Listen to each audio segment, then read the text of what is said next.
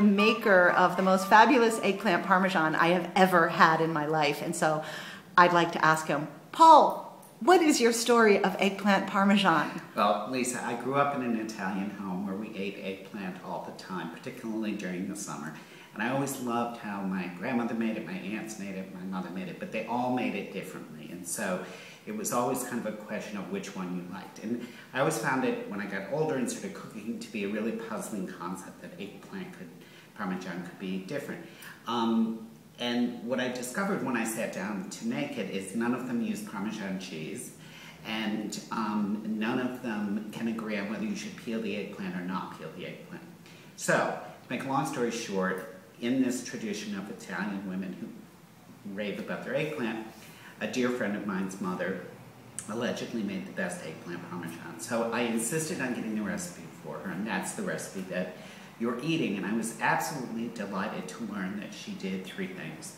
First of all, she did not peel the eggplant, and I don't think you should do that. And the reason I don't think you should do it is because the eggplant comes as an eggplant, so why peel it? And it's got a nice, lovely bitterness to it. Secondly, what she does is she introduces other vegetables into the mixture. And thirdly, she uses Parmesan cheese. So the reason that eggplant is so good is it takes a very long time to make, and it's a lovely thing to do when you're relaxing throughout the day. I recommend opening a bottle of wine at about 11 o'clock in the morning and getting started. What you do is you take carbonel peppers and onions, and you saute them on a very low heat so that they just sweat down and basically still have some texture but melt. Then in another pot, you take the very best tomatoes you can get, and I think we have terrible tomatoes in this region for most of the year. So I use San Marzano canned tomatoes, and I just stew those down very slow, but for not a long time, just enough till they break up. Then I take a carrot and I cook that in there with them, and ultimately then I mash that all together. And that's my sauce. Then you have the peppers and onions, which you have to let cool.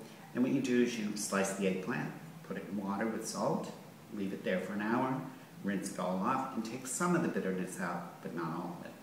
And basically it's just egg, breadcrumbs, and you fry each piece. And then you start with the assembly. And you put some sauce on the bottom, a layer of eggplant, a layer of pepper and onions, and grated mozzarella. And the one that you have on the website, it was sliced mozzarella because it was a fresh one that was giving me trouble. Grated mozzarella, and then handfuls and handfuls and handfuls of Parmigiana, and then sauce. And then repeat that, build it up, finish it with the top layer simply being eggplant, sauce, and handfuls of Parmigiana. Bake it till it bubbles and you're done. Excellent. That's brilliant. Thank you, Paul. You're welcome, Lisa. I'll make more. Yay!